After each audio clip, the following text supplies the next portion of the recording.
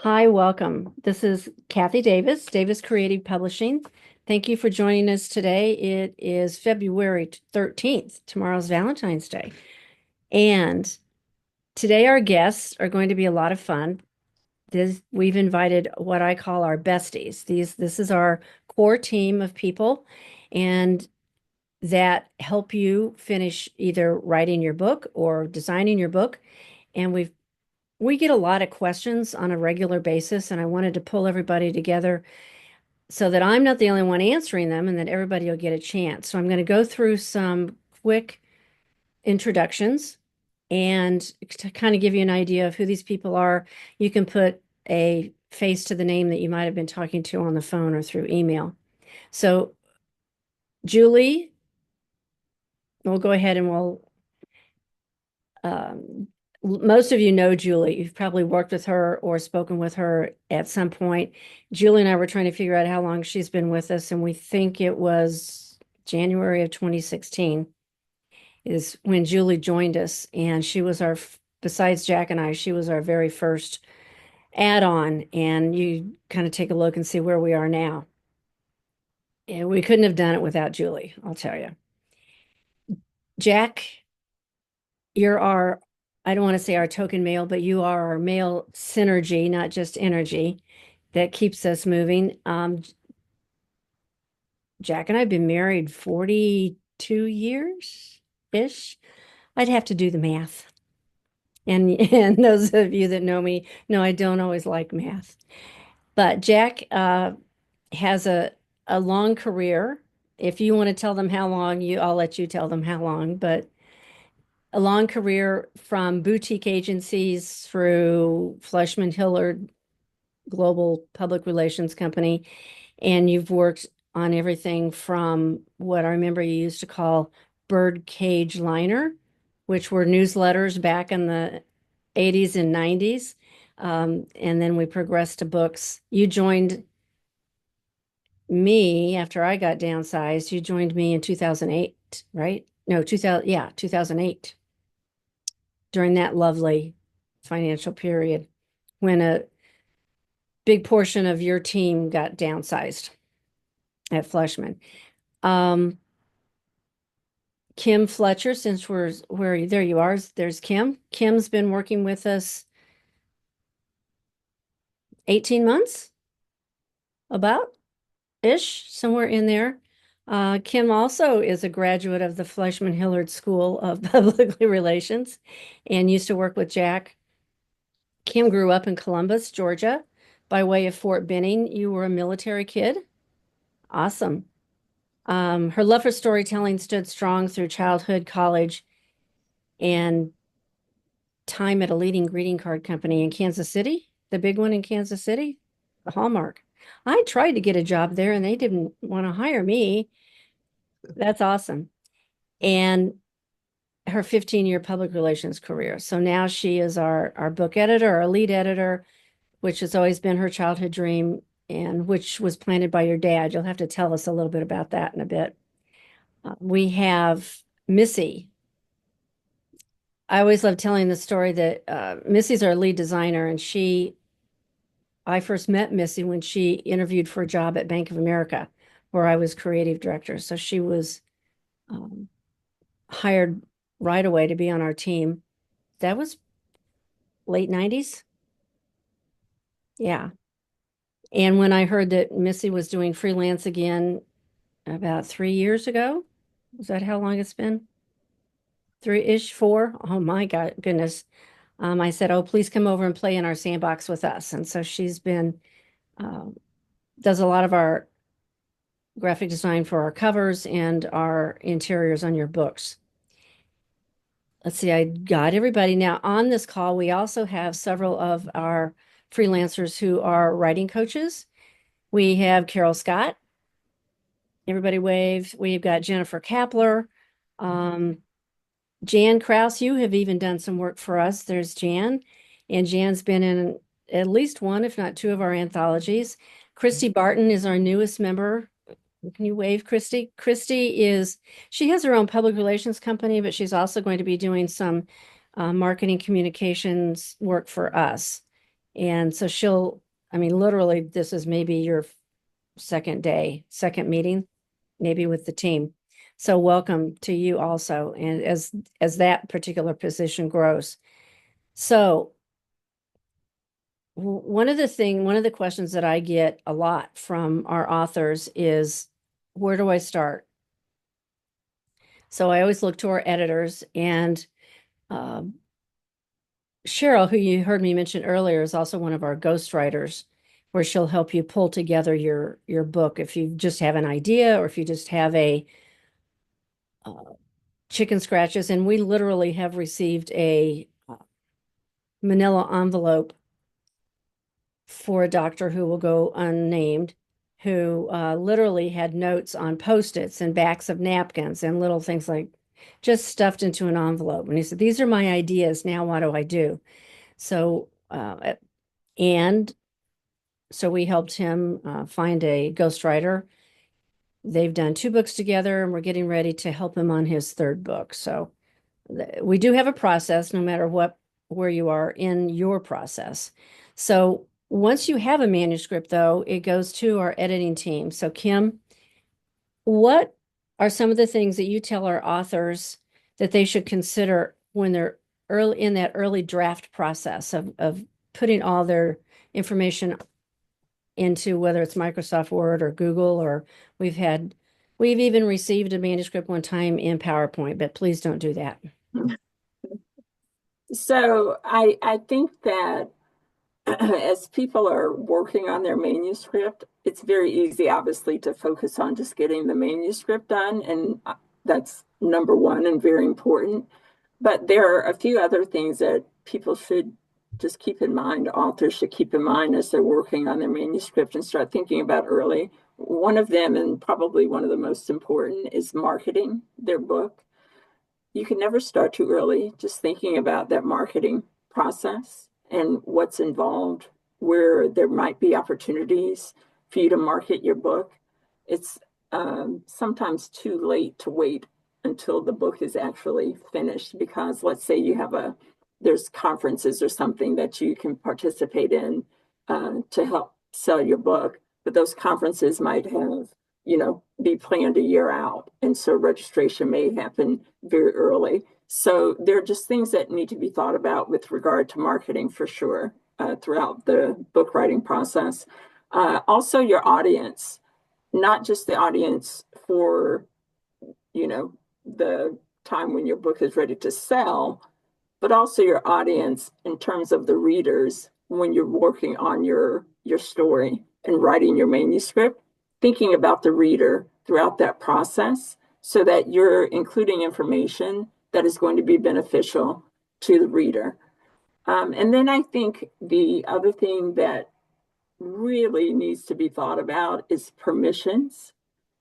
Permission to use content from other books, from other resources.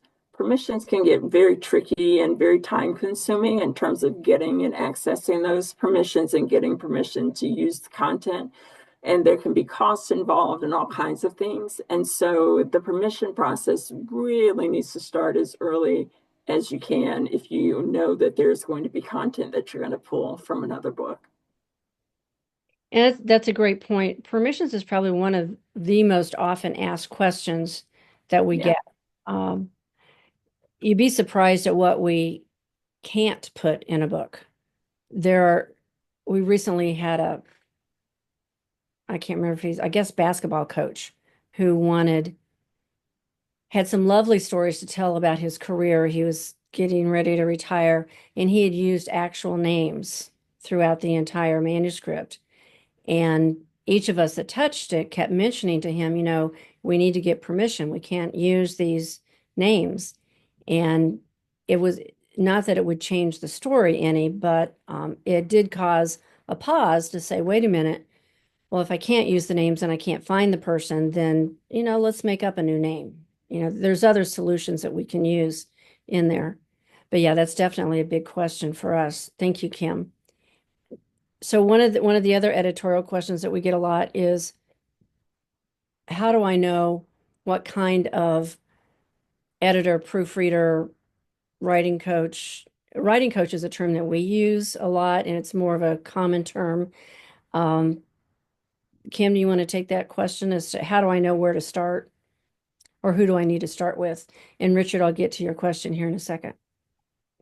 Very often when a manuscript comes in, an author may not know exactly what service they need from an editorial standpoint. And so we offer and make sure that we do an assessment of the manuscript just to determine what recommendation in terms of what's best needed for editorial services. So to Kathy's point, that could range from a writing coach, maybe the manuscript is not fully complete, or maybe there are just some gaps in it, or just other things that need to be completed. And I'd love to hear from some of the writing coaches that are here on the call. Um, and the other option, obviously, is just an editor, someone to really look at your manuscript, determine if it needs copy editing, developmental editing, which is more of a comprehensive look at the manuscript in terms of how it flows and all of those things. And then proofreading as well. So looking at whether punctuation is in place and all of those items that are easy to overlook when you're working on the manuscript, punctuation, grammar, things like that. So the assessment really helps you decide where the best use of your time and best use of your resources in terms of your editorial content, whether we provide one service or multiple services. The whole goal is obviously to make your manuscript as strong as possible. So I know Jennifer Kapler and Carol Scott, you have done some writing coach and I'll say manuscript reviews. Do you have anything you'd like to add there? So Carol, you're unmuted. Yeah, I think for me, one of the distinctions between copy editing and writing coaching is that I'm trying to read the work and offer perspective from the point of view of a reader. That there is a way to engage me as a reader and keep me reading. And there is also a way to turn me off and make me put your book down or your chapter down or whatever. And so what my goal is to help writers write in the way that is most engaging to read. And so sometimes going beyond copy editing means, if you used a stronger verb here, or if you could say this in this kind of way, it will really be more engaging for the reader. You're creating visual imagery with your language in the mind of the reader. And so what I want to do is help you do that. And that's way beyond copy editing at, so many cents a word. That's a good point. Thank you. Jennifer? Yeah, I would agree. It's with the writing coach aspect of it involved. It's more than just editing. It's guiding. It's helping people understand how you're going to reach a better audience, how you're going to better connect. It's really incorporating the emotional aspect of what a reader wants. And again, that comes full circle in knowing your audience and who are you trying, who's your target, who are you talking to? And Richard brings up a really good point, and it's a point that I usually have a conversation with very early with our authors. Everybody thinks I'm going to write a book, I'm going to sell my books, and I'm going to make extra money. So there's two things that I tell every author that we work with, among a bunch of other things, but two very important things, even before they become clients, is it's one, we're not going to create a retirement plan around the sale of your book. It's just not going to happen. Sorry. The second thing is it's not about how well your book sells, it's how well your book sells you. It's important to think about your book as a marketing tool. And it doesn't mean that it has to just be nonfiction, which is a huge category that covers memoirs and children's books and, lots of different categories. No matter your genre, I had this conversation recently with one of our authors who is a science fiction novelist. Who's your audience? Who are you wanting to reach? You got to think about that before you even sign off on your manuscript. And I lost your questions here. Hold on, let me go back to them. And when you're selling your book or when you're writing your book and your manuscript, we want to talk in advance about, are you comfortable speaking in front of crowds? Are you in Toastmasters? Are you in the National Speakers Association? How do you want to get your message out there? People will buy your message. They're not buying your book, and they're not buying it because you wrote it. They're buying your message. And if you can make that message very clear and use that message to distinguish yourself and set yourself apart, you're going to sell more books. The other option that you have that we've seen a lot of our authors do is tap into those conventions, tap into those conferences. And if it's a conference that's going to attract the same audience that you want to read your book, then maybe you ought to be getting a table at that conference or checking into being a side room speaker so that you can reach that target audience. Great questions. And Richard, you talked a little bit about offer discounted pricing for pre-orders. You want to talk a little bit about that? Is that something you had luck with? No, I've known other speakers that have done that. Quite frankly, your services, Kathy, I'm a big supporter of your services, but there is an investment. For someone who wants to write a book, you're looking at a reasonable amount of money that you're investing. And how can you get that money to pay for your services? And I know a number of speakers who have sold pre-order, people buying their book when they have a cover design already and the description of the book of people they know that will pre-buy their book so they can use that money to pay for your services. I've known many professional speakers who've done that successfully.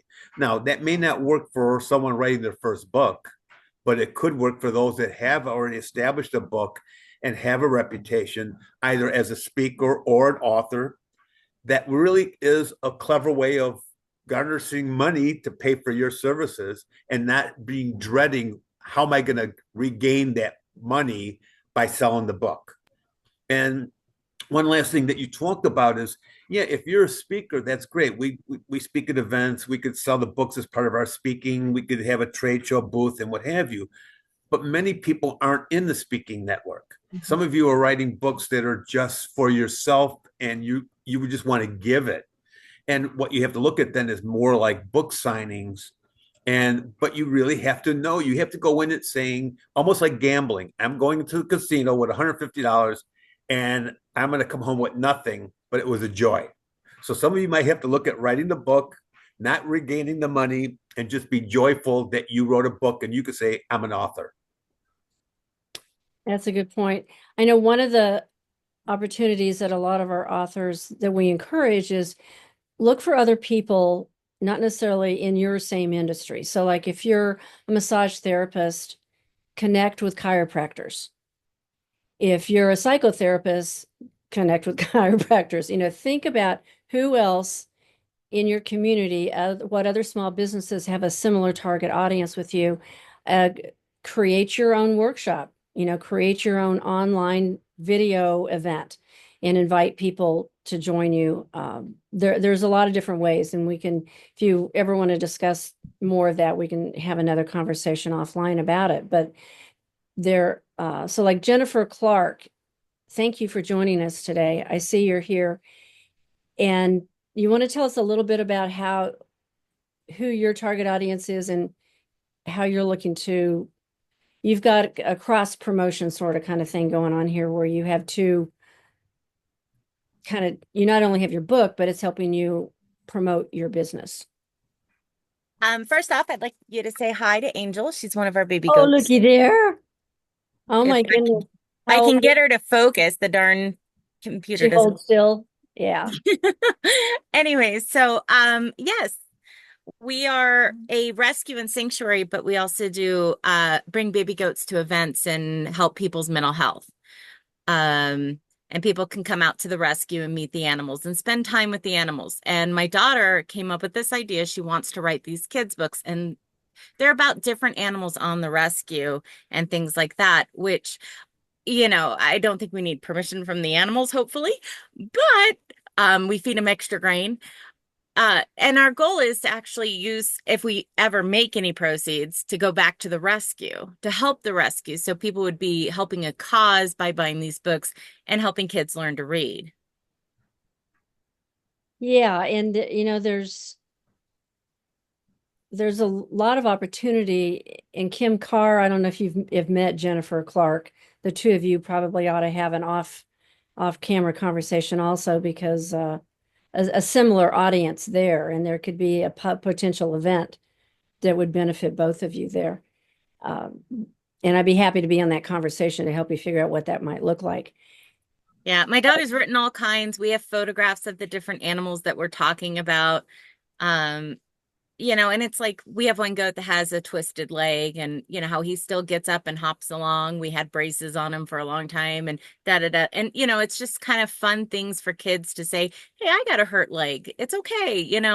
I can still do it because the goat did it." I don't know. It's something silly and fun. I love that. Well, and Carol Scott, you've got another. I've completely forgot you did that Kickstarter campaign. Can you tell us a little bit about that? Yeah, when I published my first book with Davis Creative back in 2017, I looked at that price tag of what I wanted to buy for the services to support me. I was like, oh, that's a stretch for me. And so I created a Kickstarter campaign, and I invited friends and colleagues and family members to donate. In exchange for, you'll get a copy of the book signed by me. And there were other benefits for the more you gave. It's like the tiers on Patreon. You give $5, you get this. If you give, $50, you get more. So I found that very effective. I not only met my goal, but I exceeded it by a little bit, and it was a terrific way to invest in the book.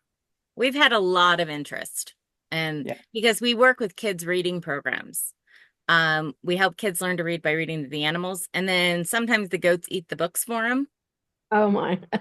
The kids love it. It's such a happy thing. Yes, we have edible paper and edible ink, so it's safe for the animals. But thank you, everyone. I didn't mean to take up much time. No, that's okay. You're good. Thanks for being here.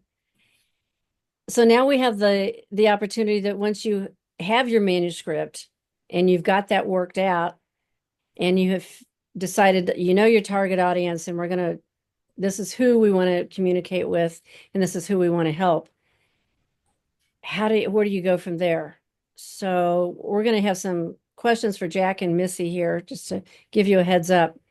And I know, Jack, one of the first things that we do is figure out what size of book somebody needs. How do we do that? Well, one of the things that I think we do is we look at what the book genre is, and we kind of go out to the marketplace and see what sizes they've got. So if certain books, and a lot of them that we do, I know, are like 6x9, and that's because we have seen books of a similar nature about that size.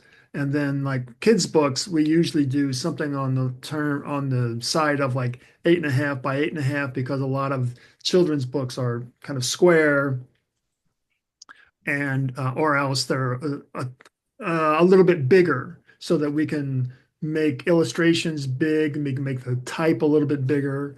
It just sort of depends on what the genre is, then we kind of work from there. No, that's great. The other concept is, if you have a written rather than a children's illustrated book, we've come up with a formula where we can pretty much guess if you have a 30,000 word book versus a 70,000 word book, that's going to also help determine what size, whether it's 6x9 or 5x8.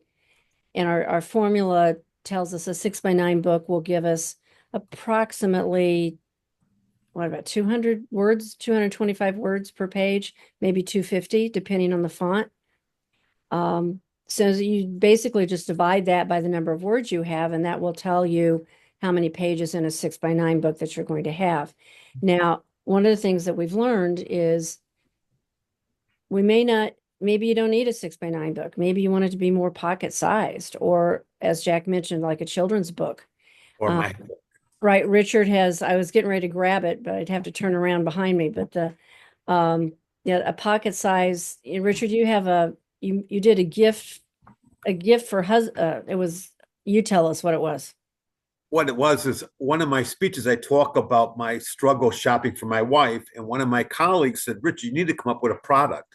So what I did is I talked to my niece, who was an editor and writer for Cosmo magazine at that time. And I came up with a work of, it's a guide where women would purchase, fill it out. So when her husband's going shopping, it has virtually everything a woman would want: sizes, her designers, handbags, earrings. Night out with you would be this, you know, theater tickets, hobbies. It virtually has virtually everything a woman would want in a small size book that a man could put in his pocket. So when he goes shopping, he could say to the salesperson, here's the information. Can you help me find these things? And making shopping much easier and women much happier. I kept thinking it was gray, and it was, but I put it up with the white ones. That's not it. It's real tiny. That's not it, I don't think. Yeah, but it's about this size. Yeah. Right. Yeah. I must have had it down to show it to somebody else. And I've had great results with it because it is convenient. So, well, and it is. It's something little that someone can give as a gift, as that size book, and it's something that people can keep in their pocket or their briefcase or their drawer, wherever they want it. So yeah, size is important. The other thing to keep in mind is that Amazon and Ingram have different sizes of books that they produce. And so we walk you through that. Now, from a design perspective, Missy, what are some of the questions that you ask and some of the details that you need in order to start on a book cover design? Well, I always like to start every book cover with a Q&A that the author will fill out, but it's usually followed up with like a personal conversation where I get to learn more about like the whys of why you wrote the book, what you want that reader to be feeling. One of my favorite questions is the adjectives that you would use to describe your book or the feeling you want your readers to feel when they pick it up. Because I do want that book cover to convey that like in an instant, whether it's subliminal or explicitly showing that. And how can you then take that information that you get and apply it to that the first set of designs that you show the author? Oh, so I usually take a lot of that and I do a lot of research around other books in that genre just to see what the vibe is. If there's a certain design style, I'll take some of that, but I also don't want your book to look like every other book. So we want to make sure that your book stands out. And it has a nice, good contrast design.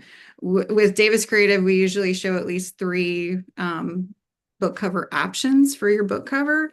And I always try to make sure that they all look a little bit different, whether it's what you had explicitly in mind to something that maybe you hadn't thought of. Try to give you a variety so that we can hone in on what you're feeling needs to happen for your book cover. So how do you handle photographs? I remember one time we had an author that took a snapshot with their phone of their high school yearbook, of a photo that was in their high school yearbook, and had to have a conversation with them on a couple different levels, permissions as well as reproduction quality. So I'll let you take it from there. Yeah. Sometimes we can use iPhone photos or scans of photos. It depends on your file size. So a lot of iPhones and smartphones do have a decent capability of taking a large photo that could work for your cover. But sometimes if it's sent through some channels via email and screenshotted and this and that, the quality of your photos starts to go down. And when we go to print, say your paperback, it really does show. It may not show in an ebook, but it'll definitely show when we try to print it. We need a good high quality. What I always say is we need to make sure that the original size and is the width of your book. So it may come down to the size of your book too. So if you have a pocket-sized book, it could work. Whereas if you have something larger, it may not. It's definitely something that gets a little sticky. Giving us the originals of photos is always your best shot of it working. And we also use we have great resources for finding stock imagery and compositing new imagery, maybe based off of what you're looking for. So what does the term royalty-free mean? So we royalty free is your friend. It means we don't have to pay exorbitant amounts of cost to purchase photos. So depending on where you get your images from, sometimes directly from a photographer, if you can get the rights to those, that's great. But royalty-free stock websites are a great resource for us to pull together and composite really awesome cover designs. It doesn't limit us. I think it kind of helps us stay within budgets so that we can create something cool for you. Now, if you come to us with a photo that you just found on the internet, yeah, it puts shivers down your spine, I can tell. Why can't we do that? We get that question a lot. You can't just pull any image from the internet. Somebody took that photo, and they deserve, their rights and pay for their craft. So if you have a direct relationship with them, or if you can find out the original source of that photo, and reach out to them to get permissions or to pay for permissions, that's always an option.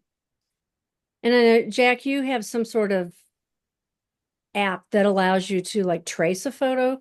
We did that for somebody one time trying to find the original source.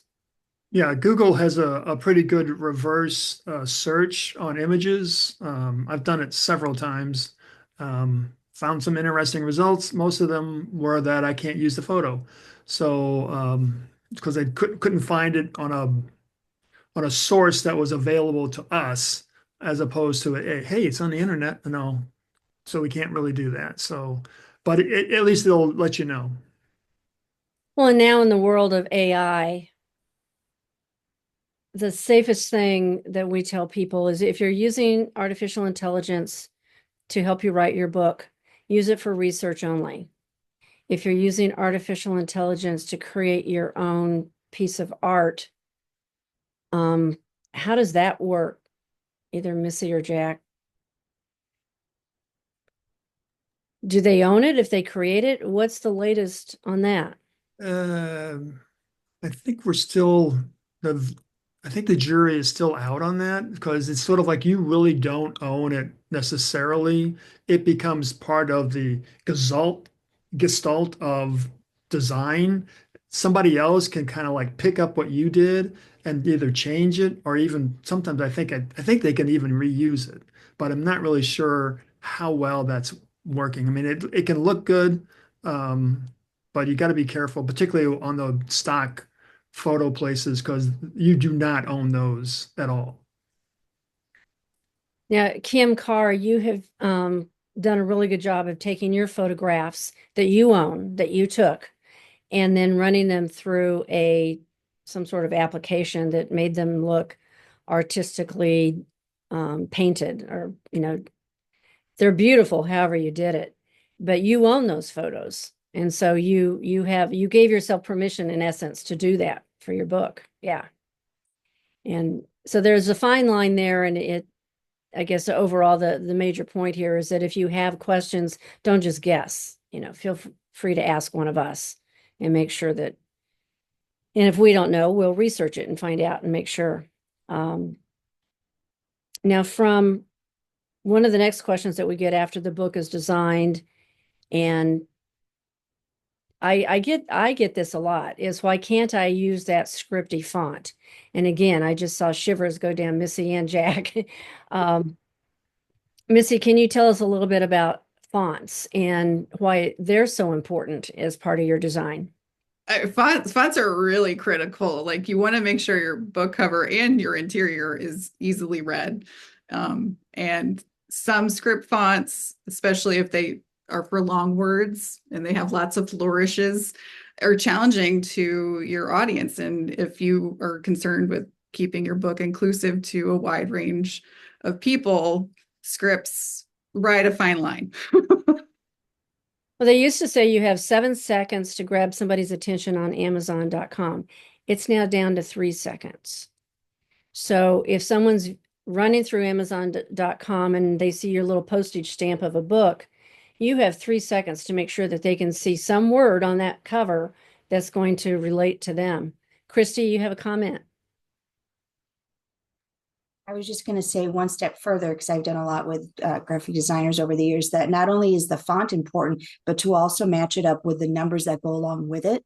Because if you are using a particular font and the numbers might look a little funky, sometimes that can throw things off. So you might have, the Pookie Bookie font that you really love, but then when you start looking at different letters like the R's and the Y's look really hard to read, and then you start looking into the numbers, because let's say you're doing a book about math.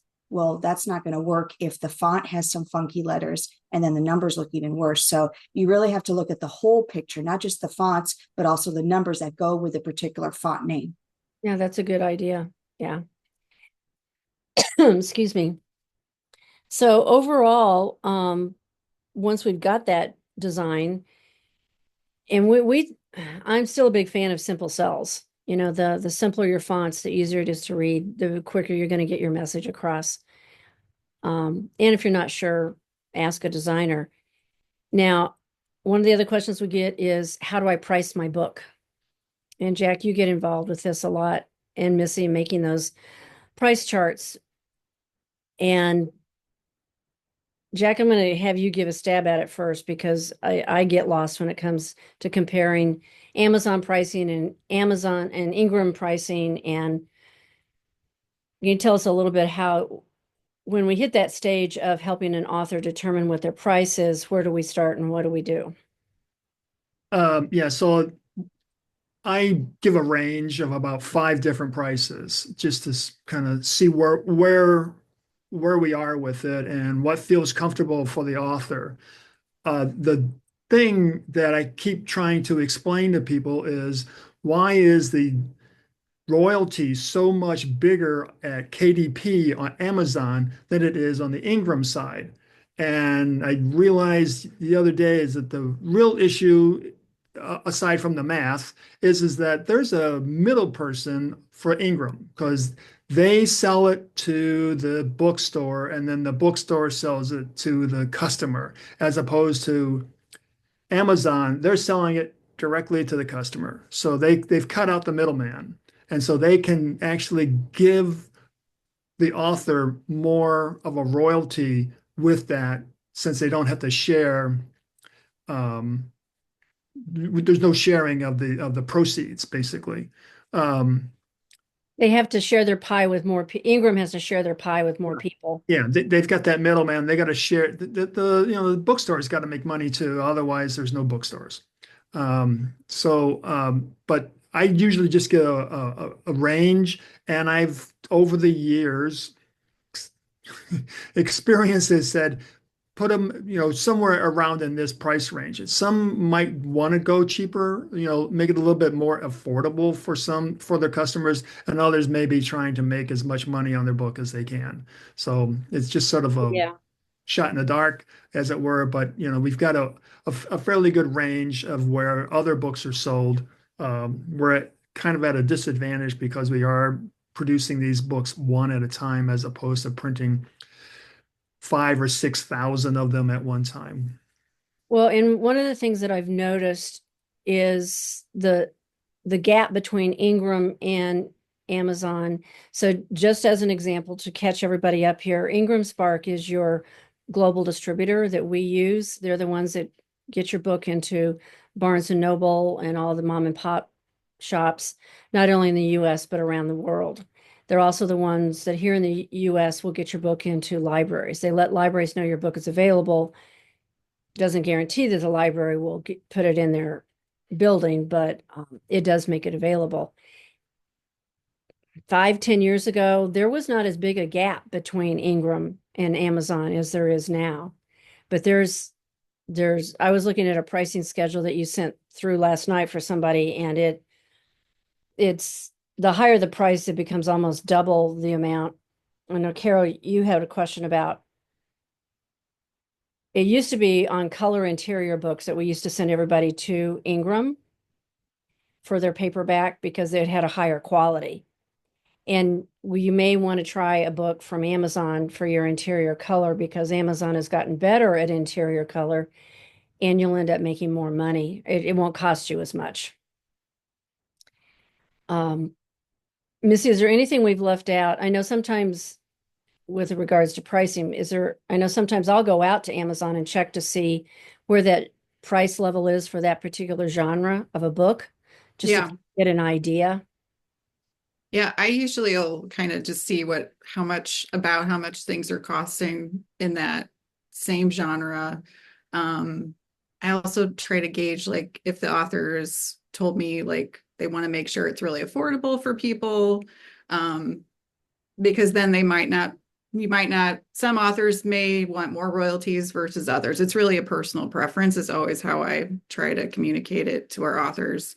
But I also don't want them to overprice it where it stands out from the rest. And we kind of hit upon the color. I think a lot of people sometimes want to add a couple of color illustrations, and if it's just a couple of things inside of your book, it automatically makes it a black and white book to a color book, and color books are often almost 50% more than a black and white book. So if you only have maybe 5 illustrations in your entire book that are color, I almost try to always steer people to black and white interiors.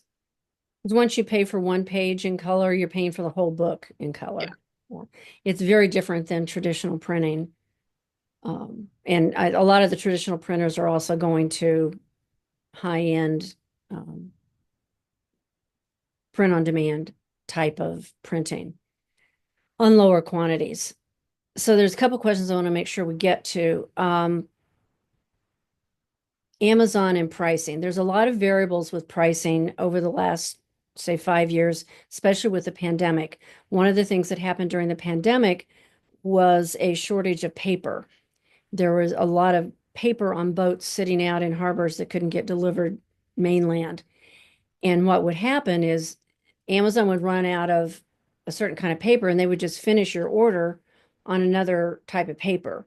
And we would have authors call us in a panic saying the Amazon's left pages out of my book. Half of my books are not as thick as the other half. Well, after checking, we found out no, they just ran out of paper. So half of your books are printed on a slightly thicker paper that makes your book a little bit thicker, feel thicker, but you actually have the same number of pages. And so we ran into those types of issues where you can't always guarantee what kind of paper your book is getting printed on, especially at Amazon. So if you have a photographic type of book and you want that high quality glossy paper, we have resources other than Amazon and Ingram that we can connect you with. Now, Carol, you have a question about can't Amazon price your book at whatever they want? You're going to give them your preferred suggested price, or we give them your preferred price. They can choose at their whim to lower that and put it on sale. Now, you will always be guaranteed, you're supposed to be getting your royalty based on the price that you want them to sell it for. So if you ask for $18.99 for them to sell it at $18.99 and they sell it for $14.99, it's their loss. You still get the same royalty for the $18.99. And I'm making sure I get these. Does that answer your question about pricing? Okay, cool. Don't put the book price. Yeah, I can't remember a time where we're going to anymore. We don't put your price on the book. One, it's best for speakers because if you're speaking at the front of the room and you're selling at the back of the room, that crowd maybe has a bigger pocketbook and maybe you want to sell that book for $20. Whereas if you're, talking to a nonprofit, they may have a different kind of audience. and you may want to sell it for only $15. That way, without that price, you can sell it for whatever you want. And included in packages, I know, Carol, you have your audio CD, and you've got other things that you package with your book and your books together. So that way you can change it and change your price anytime you want. We did run into a couple of books during the pandemic where Amazon or Ingram was sending out notices where you had to change your price because the price of paper was going up so high. I think Carol's was one of them. The price of paper was going up so high that if you were going to cause Ingram to have a loss on printing your book, they weren't going to print your book and they were going to make it not available. So there were, at least you got notices and emails that it was time to change your price. And so we did. So as we look back at the total process of putting a book together, I'm going to ask Kim and Missy and Jack, what are any kind of words of wisdom that you might want to share that we can leave your audience with today? So, Jack, I saw you unmute yourself. I guess that caused you to say, I'm next. I'm first. I was just getting ready, honestly. Oh, okay. So I'll let Missy or Kim, if anybody wants to jump in here, any last words of wisdom. And I'm going to look at Kim's question. Knowing my book Dandelion, I'd like to republish so the title and my name can be printed on the spine. Yeah, Jack, you want to talk about that? I know that you get a lot of that question. Yeah, well, the thing that determines whether I can get any type on the spine is how thick the book is. If it's only 50 pages, that's never going to happen. It needs to be almost 100 pages or more, and then I can at least get it on there at some degree.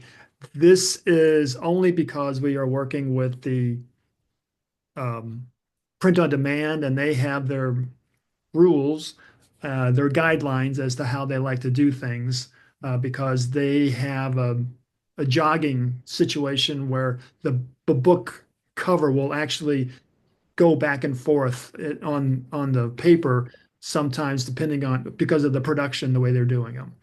Whereas a commercial printer is a lot more accurate and concise and precise, and they can probably get small type onto a spine. So that's really the thing. It's just the thickness of the book. Yeah, and Amazon and Ingram claim in a 1/16 of an inch wiggle room. And when your book is only a 1/16 of an inch deep, that means the words on your spine might end up on the front or the back of your book. Right. And I've seen some books wiggle as much as 1/8 of an inch because just of the print on demand process. But that happens. So back to words of wisdom, parting words of wisdom for today. Missy, Kim, really anybody that's on the call today as an author, something that you may have learned in working through the process. Carol, thank you. You've been dropping in lots of great information as we go along. Yeah, I think I would say from an editorial standpoint, one of the things that I think about is when authors are working individually, it's very easy to get to feeling like you're kind of on your own. I think Jennifer and Carol made a very great point that there are people to help with the process so that it really is a team effort to help people and authors think through, how are you going to piece your story together? What is the message that you're trying to deliver? How are you going to deliver that message? So I just want people to really understand that they're not alone in the process, that there really are people to help carry out their vision and experts to help carry out their vision. Well, I love that Kim said that. I was kind of going to say something similar about cover design and just design of a book. You don't have to know what you want your book to look like. We're here to help with that. We're here to listen. What I love is hearing directly from an author their personal story of why they wrote the book, and it helps me do my job, and make sure it's marketable to your target audience. I think we've all picked up a book, especially print on demand started around 2011. That was, Amazon was the first one to try it, and then Ingram followed right behind them. And I think we've all picked up a book and it's like, who did this cover? Or you read the first page and you can't get past the first paragraph because it's just, you can't figure out what they're trying to say. Just not well written. And you don't want that to happen to your book. Kim Carr had a question. This is Kim's book, Dandelion, about her house chicken. And that's Dandelion right there. Kim's book is it's more than an eighth. So I add another little bit to that. So your question was how many more pages do I need to add? And there's ways that we can help spread this out a little bit, existing as it is. We did not put page numbers on this. Oh, yes, we did. So it's about 72 pages. I'm going to guess maybe add another 30, get it up to about 100, but a lot of your pages are printed front and back, front and back. And we might be able to spread that out a little bit and add some white pages on the left-hand side and kind of rotate your photos with your copy and spread the copy out. Kim. Can I ask a question? Sure. Carol said that in her book that she had like some worksheets in it and stuff. Would it be possible? I mean, I've got extra stories and images that I can easily get together for you to add in and stuff. But would it make sense to add some worksheets, like some crossword puzzles or something like that? Or is that not good for a book that's not actually a workbook? Well, I think for your book, because it's a children's book and it's a book that parents or grandparents would be reading to children, you could add exercises in there where a grade school age might be you could ask them, what would you tell Dandelion? Or what kind of food would you give Dandelion for breakfast? And let them write in those little, there's several places in here where you have interaction. This one, Dandelion's at your desk. What kind of work could Dandelion help me do? Things to get them talking and creating conversation with whoever's reading the book. Christy? Could you drop in some pages for coloring? Like a coloring book? That's what I was thinking. Yeah. Draw your own picture of Dandelion here. Yeah, like, after a certain story, since I haven't read the book, I'm just guessing. So like maybe there's a particular part in the book where she's talking about the chicken doing something, something. And then maybe you could do a combination of here's a picture of Dandelion on one side, and maybe on the other side it might be a blank page and say, well, draw what Dandelion would do next, something to that effect. So you could almost make it interactive, a combination of coloring, and then you could even do crossword. You could do all kinds of little things since you're targeting kiddos. Well, that opens up an additional market for you, Kim, in that, then it becomes a travel book. Take it on a little trip with something for the kids to do other than be on electronics, which is becoming or out to eat. Yes, exactly.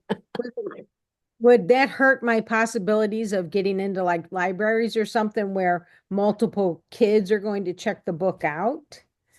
Because a kid is probably going to want to, draw in it. You could have two versions. Okay. You could have the original, and then you could have your traveling with Dandelion, My House Chicken version or something like that. On the go. On the go. On the go. Yeah, that's another good idea. So, but yeah, those are things that we help people. Carol, if you had a house chicken, what would it look like? Yes, draw your house chicken here. Yeah. And where would your house chicken sleep? And I was looking for the parallels to, in my book, I'm teaching you about how to trust people better. And there's activities about building your trust. So it's like to make it a workbook, you make the activities, if you embed them, just relevant to having a house chicken. I love it. Yeah. Yeah, the possibilities are there. And then then you would have two books. You'd have the original and your on-the-go version. Yes. Any other last questions or last words of wisdom that we'd like to share? Jana, a second ago, you looked like you were going to say something. I didn't mean to interrupt if you were. No, I was just excited about the dandelion activities. I love this idea. And I love dandelion already and haven't even read the book. Yeah. So I thank know you. where you can find one. Yeah. No, no, thank you. No, it's all been very interesting. Thanks, Oh, Kathy. thank you. Any other hands up before we? Okay. Willie. Oh, you had your question. Yeah, about the illustration. Is it the same for the illustration as it is for photographs? So if you have an illustration, you want to give the illustrator credit, and then you want to work out whatever reimbursement it is for that illustrator. So we've had children's books where we've had the author. We have one woman who's probably written 3 at least with us, and she will tap into universities and use university or high school students that are very good at illustration. And then she gives them credit on the cover as part of their payment. And then the cash part is much lower. Now, as you get into illustrators who have, I'll call them well seasoned and they've been around a long time. So there's now a professor at Washington University. Jack's laughing because you know where I'm going with this. He used to be an intern when I was at Boatman's, then Bank of America, or Nations Bank was in there somewhere. Boatman's, Nations Bank, Bank of America. He was an intern when I had our department in Boatman's. He's now a big professor at Washington University. He also has illustrated some things for Pixar and Disney. If you ask him for an illustration, he will license it to you. So there's a whole nother arena out there of licensed illustrations where you hire someone to draw one illustration and they let you use it once for your book. And you have to put in that contract if they're going to allow you to use it elsewhere. So if they say, okay, I'll let you use it for my book, they retain ownership of it. They're just giving you a temporary license to use it for that one thing. If you decide you want to have t-shirts or mugs or something made with that illustration or that character on it, you have to go back to that same illustrator, pay another fee, and ask permission to use it in another genre. Okay. All So right, thank we try to work with illustrators who are not quite yet at that level and are willing to let you give them a one-time fee.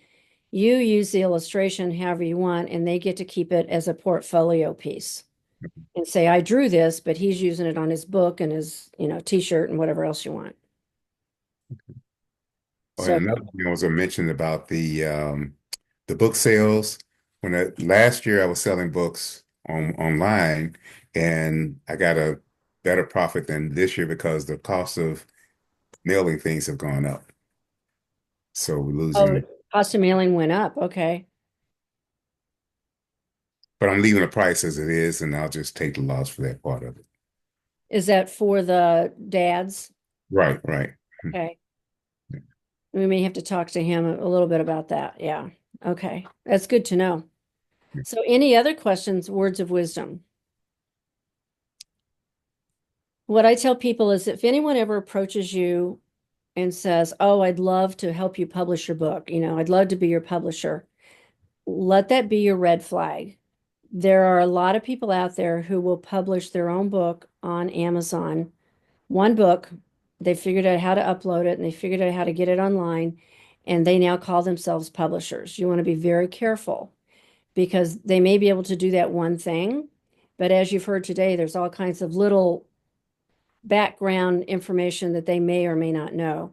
If you're presented with a contract for a publisher, I still offer this as no charge, where you can email me that contract and I'll review it. I'm not an attorney, but I'll review it from a publishing perspective, and I'll give you questions to go back and ask that publisher. And then happy to have another conversation after we learn what those answers are. I did this for somebody within the last couple of years who had been approached by a publisher of a fairly well-known name. And I was reading the contract, and buried in the very back in tiny little like 7-point mice print was this clause that said, oh, and by the way, if we decide we think your book is would be worthy of a movie, we can hire the screenwriter. And if we hire the screenwriter, we'll retain 100% ownership of any profits and royalties that you might get from the movie. And it was like, whoa, wait a minute. And it's like buried on page 10, a little tiny type. So read those contracts thoroughly. If something like that comes up, I referred that particular author. There is a woman she has offices, I believe it's in Clayton, who is a publishing screenwriting attorney, and she can read through that stuff. She's affiliated. She can practice in California and Missouri. And so she has the connections to say, no, this contract is not worth signing. Please don't sign it. I just know enough to say you need to go talk to her. Her name's Mary Ann. I can't remember the last name, but that's okay. When you need it, let me know. I do have it. Thank you, everybody, for being here. We're a little bit past our 12:30 time frame, but thank you we want to make sure we got everybody's questions answered. If you have any questions at all, feel free to reach out to any of the team, and we'll be happy to answer those. Next month, we're going to be talking on March 13th at 11:30 a.m., we have Jennifer Espinoza Goswami. Our topic will be selling more books as a public speaker. Oh, Willie, we need to tell a few people about that. So Willie, I met Willie through NSA, which is the local National Speakers Association. If you have any questions about that, you can reach out to Willie. Yeah. So thanks everybody for being here. I appreciate it. If you have any questions, let us know. We'll see you next month. Thanks. Bye-bye.